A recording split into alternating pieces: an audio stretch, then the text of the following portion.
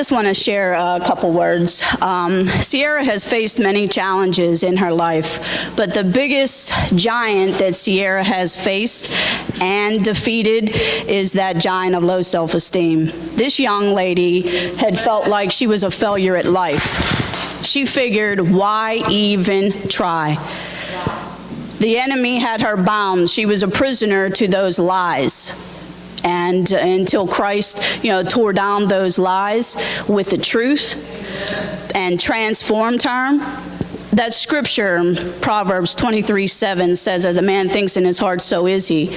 And for so long, she thought that she wasn't worth enough to even live. But she knows now, today, that she is worthy. Right, Ciara? She is worthy. Amen. And she knows that she's going to be successful with Christ on her side. She's going to walk through this life, and she is going to defeat many giants. She's going to defeat many giants. So with that, I want to present her with this certificate and congratulate her one more time, and then she will share. Someone get a picture.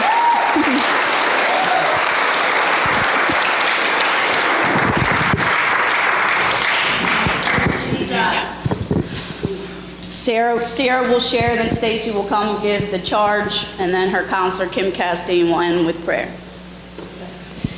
Wow, this is crazy. Besides high school, this is the only thing that I've ever completed. So I think I'm just going to share my testimony, but I really I'm going to try to share the struggle that I went through being here. So growing up, I was the middle child. I have an older brother and a younger sister. My parents divorced when I was about 5 years old. I was a very angry, depressed, miserable, bitter, just hateful person. And my ambitions just over time just started to die. I lost all hope. I really didn't care too much for myself, for others, or for life. I gave up at a very early age. Also, I was surrounded by addiction. My father was an alcoholic. My house was the party house, and my friends' parents, it was a similar situation in their houses. By the time I was 12 or 13, I started drinking and smoking and all that, and that escalated very quickly. By the time I was 15, I was basically an alcoholic. By the time I was 18, I had gotten a DUI, and I kind of took that as a sign that maybe I should stop drinking. But I didn't like that void that was left inside of me, so that's whenever I started experimenting with harder drugs, and by the time I was 19 years old, I was shooting heroin. And at that point, that was it. I thought I found the love of my life. That was what I wanted to live for, and that's how I wanted to die. And I was very selfish. I didn't think that anybody cared if I lived or died. I didn't think it would affect anybody. I had dropped out of college twice. I could barely keep a regular job. I was a mess. I was a very messed up individual, and my thought processes were just insane. I was highly deceived, and through all of this, I really thought I was a Christian. I really did. I used to think, why do people go to church? Why would they try to change their lives? How do people live without drugs and alcohol? That's dumb. It's lame, it's boring. How do people stand themselves? Because I can't stand myself. How is that even possible? I don't understand. But yeah. And through my addiction, whenever I would have a moment of clarity and that sickness and just thinking about everything that I had to do to get my next high, I kind of felt like God was knocking on my heart a little bit. But as soon as I got high, I forgot about all of that and went on with my life. And I know that my grandmother is my Jesus in the flesh. She's the one that told me about Jesus growing up, and I truly believed. I believed in God, but you know what? Even the demons believe that there's one God, and they tremble. So,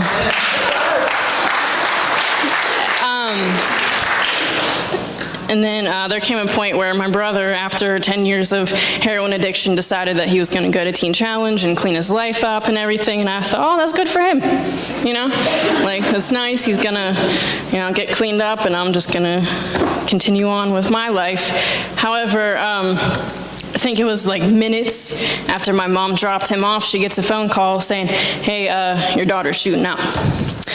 So my mom came and found me as I was pulling out of a parking lot, and she gave me the option. She was like, you can either come home or go to Teen Challenge. Now at this point I was about to get evicted and taken to court because I wasn't paying my rent. And I really didn't want to live in a crack house because that sucks. So I figured, okay, I'll go to Teen Challenge, I can do this. Like, I can, while I'm there, maybe I can trick my parents into thinking that I'm okay, I'm good, and then I can save up some money and get a car and do this again, but better next time so that I won't get caught. Yeah, so, I'm there for 4 months, and, my dad's trying to get a hold of me and everything, and I blamed all my problems on him because I felt that he messed up my life. So I told him, hey, I really don't want to talk to you. We can write letters. I think I called him one time, and I said, hey, Dad, don't worry about coming to visit me. I'll see you around Christmas time. I'll see you then. He said, okay. And, after about 4 months of being at Teen Challenge, after it was about 3, I started to sense an urge to go somewhere else because I wasn't changing, and at this point, I realized I really needed help because, 3 months of reading the Bible all day, I was looking for loopholes in the scriptures that would tell me that I can get high and be saved. Couldn't find any. So I was like, all right. So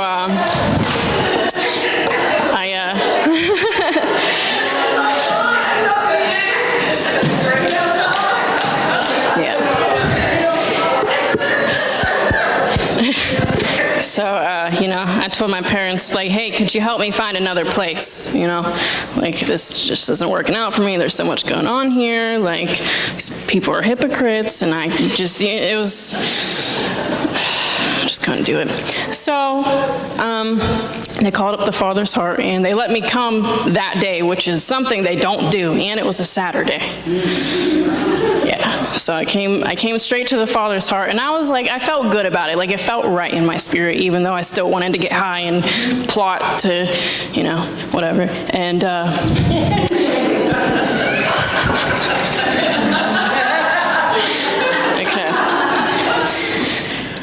so I arrived to the Father's Heart, and I walk in the door, and I instantly feel something different than I've ever felt in my life. I felt welcomed, and I felt like they wanted me here. And Stacy, she greeted me, and she was real kind, and it was nice.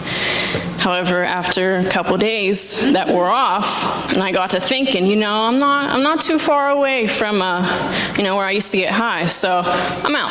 I'm leaving. And for 3 nights, I tried to run away in the middle of the night, but every time something would happen. My roommate would wake up, or I would fall asleep, or it would rain. So that didn't work. So eventually I threw a fit, and I cursed out all the leaders, packed up my stuff, and I walked about 12 miles. And it's kind of strange because as I'm walking, there's this song playing in my heart, and it's so loud in my heart that I have to sing it out loud. And it's that song that goes, you say the same through the ages, your love never changes. There may be pain in the night, but joy comes in the morning. And you make all things work together for my good. So I'm singing this song, and I'm I'm coming around the corner, and I heard these words, at the next house, stop, call your mom, and go back. I was like, all right. So that's what I did, and they happened to be friends of my mom, and they were Christians, and it was pretty cool.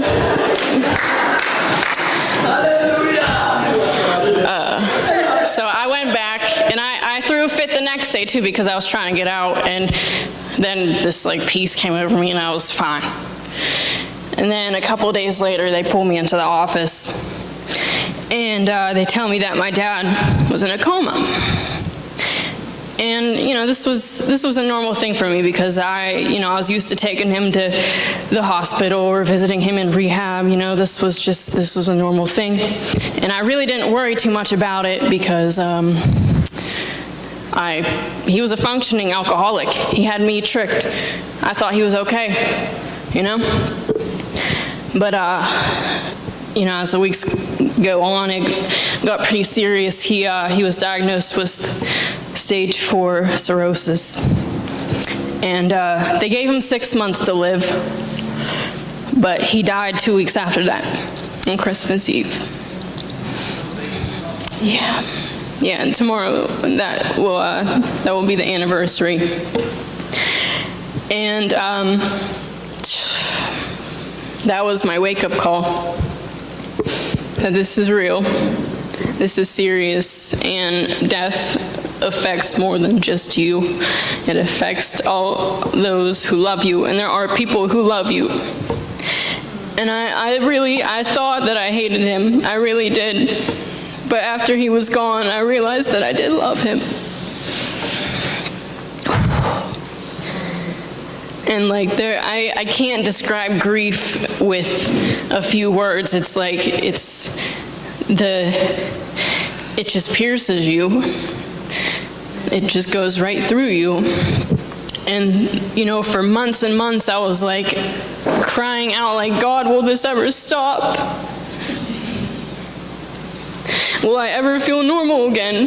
Will I ever be able to go into Walmart without turning into a puddle every time I see a Steelers emblem, because he loved the Steelers? Oh. But I stuck it out, because I saw God's hand in all of it, as crazy as that sounds. Because whenever I was at TC, I felt led, I really need to pray for him. And I remember one time praying, not thinking anything was wrong, but I just felt led to pray, God, if anything were to happen to him, will you please give him the opportunity to get saved so that he can go to heaven? Because I don't know what I would do if he just died. Because I know his state. I know what he believed and everything. And, it was crazy that whenever he went into that coma, his landlord found him. And if he wouldn't have gotten there an hour beforehand, my dad would have just died. So he got a little bit of time, and I know that my grandfather, Terry, went and talked to him. I know he told him about the Lord, and from what I heard, he accepted him. So I have a little bit of peace about that.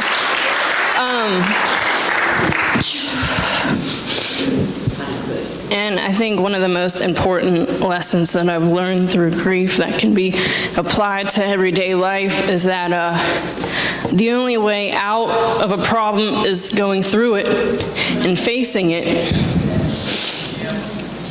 Because the longer you prolong it, the more it piles up, and one day it's just going to overtake you.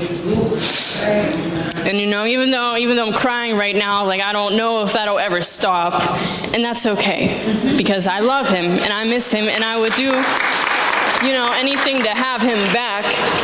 But I know this was part of God's plan, as crazy as that sounds.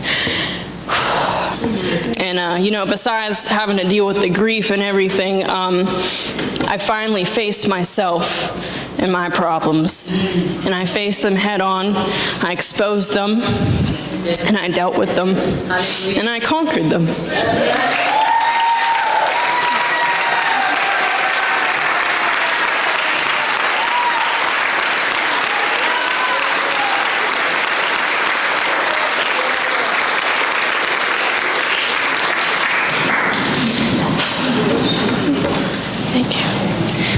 So, I really don't know what the future holds, and I'm totally cool with that because I wasn't good at planning my life anyways, so I'll just leave it to God. I just moved all my stuff next door to the reentry, so I'll definitely be around for a while. And I plan on going to community college this January to get some prereqs out of the way for nursing school, maybe. And I feel like I can say, like, today, life is good. Amen. Life's good. So thank you.